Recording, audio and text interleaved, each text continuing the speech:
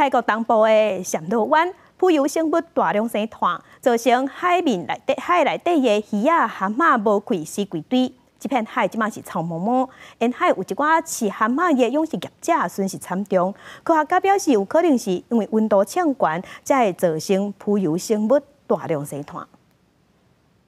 为天顶看落去，海洋的色水分做蓝色甲绿色，两款无同的色水。绿色的部分佫有豆豆变色的变化，这是泰国东部春武里府的暹罗湾。海洋科学家波卡瓦尼奇表示，这是浮游做坏现象，严重污染海域。ไอตัวนั้นก็เพิ่งเคยเห็นตั้งแต่เกิดเหมือนกันนะก็แสดงว่าปีนี้มันรุนแรงมากจริงนะครับตรงนั้นเนี่ยที่เราวัดคลอโรฟิลตรงนั้นต้อง500 กว่า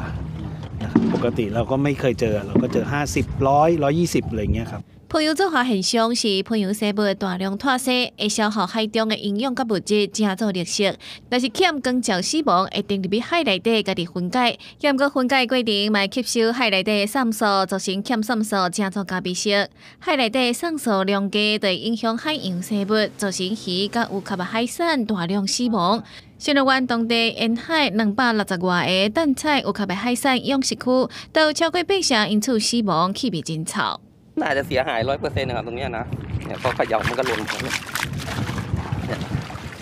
ไม่มีตัวเป็นเหลือแล้วครับตายหมดแล้วทั้งหอยนางรมด้วยนะปกติมันจะมีหอยนางรมเกาะด้วยถ้าส่วนของผมอ่ะผมตีไว้ไม่น่าจะต่ำกว่า500,000แน่